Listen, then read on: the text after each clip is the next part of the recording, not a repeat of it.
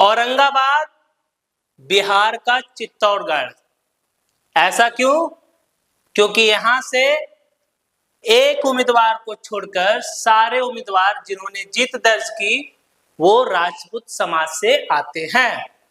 नमस्कार, YouTube के इस चैनल पे आप सबका स्वागत है और आपसे निवेदन है कि चैनल को सब्सक्राइब कर दे, लाइक कर दे, ताकि आने वाले सारे वीडियो आप तक सबसे पहले पहुंच सके। तो आज हम लोग बात कर रहे हैं औरंगाबाद लोकसभा क्षेत्र का क्या है हाल।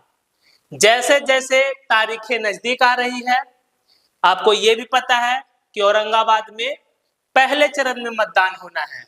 तो ये भी याद रखें, पहले चरण का मतदान 19 अप्रैल को है और दर्शकों से अनुरोध है कि आपके क्षेत्र में 19 अप्रैल को अगर मतदान है तो अपना मतदान जरूर करें। चलिए बात करते हैं औरंगाबाद लोकसभा क्षेत्र का। इस बार औरंगाबाद लोकसभा क्षेत्र का मिजाज एकदम बदला बदला सा है। दर्शक और आम जन जो जमीनी हकीकत को जानते हैं, तो ऐसा पहली बार हो रहा है कि इस बार चुनाव में मोदी जी का नाम नहीं आ रहा है।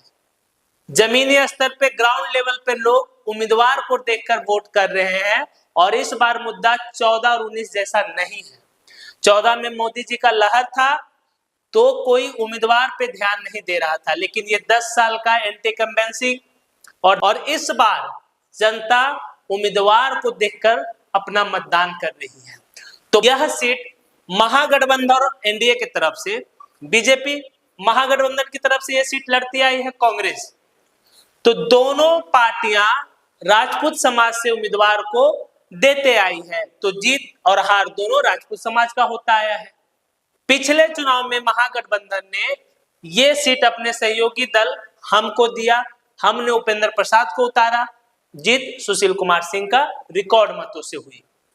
इस बार क्या अलग है? इस बार अलग ये है कि राष्ट्रीय जनता दल यहां से चुनाव लड़ रही है और उन्होंने टिकट एक कुशवाहा समाज से आने वाले और जदयू के नेता रहे अभय कुशवाहा को मैदान में उतारा है। दूसरी बात क्या है?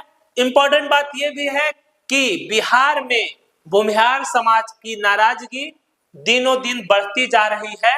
एनडीए के तीनों घटक दल ने भूमिहार समाज से किनारा करते हुए नजर आए इस चुनाव में। 2 सीट को छोड़ दे, बेगूसराय और नवादा, तो भूमिहार समाज को प्रतिनिधित्व नहीं मिला है इस गठबंधन के द्वारा। तो इसलिए भूमिहार समाज में इस बार नाराजगी भी है और सुशील कुमार सिंह के लगातार चुनाव जीतते आने के कारण उनके खिलाफ भी एंटी इनकम्बेंसी है और अभय कुशवाहा समाज से आते हैं। तो ये चुनाव थोड़ा दिलचस्प बनाता हुआ नजर आ रहा है। दिलचस्प इसलिए भी कि ये चुनाव तारीख नजदीक आते आते अगड़ा बनाम पिछड़ा होता नजर आ रहा है। जमीन पे जो रिपोर्टर हैं, जो दर्शक हैं, जो एक पंडित हैं, वो ये इस बार को अनुभव कर रहे हैं कि इस बार चुनाव 14 और 19 से अलग है और इस बार का जो समीकरण है वो अलग होने वाला है। लालू यादव ने अपने पार्टी से यहाँ उम्मीदवार उतारा कुशवाहा समाज से। अब इसको समझिए, औरंगाबाद मतलब राजपूतों का गढ़, लेकिन आपको एक और सच्चाई जानना होगा कि सबसे अधिक मतदाता राजपूत समाज से हैं, लेकिन 2 नंबर पे यादव समाज है वहां पे मतदाता में। तो औरंगाबाद लोकसभा क्षेत्र में 2 नंबर में यादव मतदाता, 3 नंबर में मुस्लिम मतदाता, 4 नंबर में कुशवाहा मतदाता, 5 नंबर में दलित और महादलित मतदाता और उसके बाद भूमिहार जाति का भी लगभग 1 लाख वोटर हैं। अब इस सियासी गणित को समझिए कि औरंगाबाद लोकसभा क्षेत्र में जब दोनों पार्टियां राजपूत समाज से उम्मीदवार थी तो इसे राजपूत का गढ़ कहा जाता। लेकिन क्या इस बार अभय कुशवाहा तख्ता पलट देंगे? यह भी बात है। एक तरफ लोगों को अपनी विरासत बचाने का है तो दूसरी तरफ लोग अपनी विरासत स्थापित करना चाहते हैं। तो लड़ाई जो है रोचक और दिलचस्प बन गया है। इस मजेदार लड़ाई में किसका पलड़ा भारी है? आपसे अनुरोध है कि अपनी प्रतिक्रिया कमेंट बॉक्स में जरूर बताएं और अपने पसंदीदा उम्मीदवार का नाम भी लिखें और वीडियो को ज्यादा से ज्यादा शेयर करें। अब बात करते हैं कि ये जो उम्मीदवार है, एक तरफ से बीजेपी के सुशील कुमार सिंह और दूसरे तरफ आरजेडी के जो है अभय कुशवाहा, दोनों की खासियत, पॉजिटिव बातें क्या है और नेगेटिव बातें क्या है। सबसे बड़ा बात है कि सुशील कुमार सिंह एनडीए के बीजेपी के टिकट पर है, तो इनका एक बेस वोटर है। साथ ही साथ मोदी जी का नाम है इनके साथ, लेकिन राजपूत समाज में भी इनसे नाराजगी देखा जा रहा है। भले वो नाराजगी वोटों में तब्दील ना हो, लेकिन जमीन पर नाराजगी सुशील कुमार सिंह के प्रति है। वहीं बात करें अभय कुशवाहा की, तो अभय कुशवाहा के आने से ओबीसी समाज में एक गोलबंदी होते हुए नजर आ रही है जमीन पे। ओबीसी समाज, अति पिछड़ा समाज अगर एक मुश्त वोट अभय कुशवाहा के पक्ष में करे और उसके साथ MY समीकरण साथ खड़ा रहे, तो सुशील कुमार सिंह के लिए इस बार मुश्किल होगी। अब देखिए औरंगाबाद लोकसभा क्षेत्र में क्या है, 6 विधानसभा क्षेत्र कौन है, 2 जिलों को मिला के बनाया गया, औरंगाबाद और गया।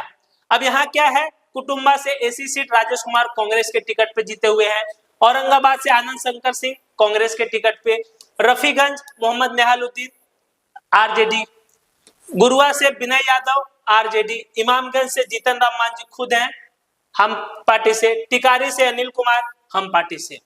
तो यहाँ पर अगर दलगत स्थिति का देखिएगा तो महागठबंधन के तरफ से 4 और एनडीए के सहयोगी दल हम के तरफ से 2 सीट है।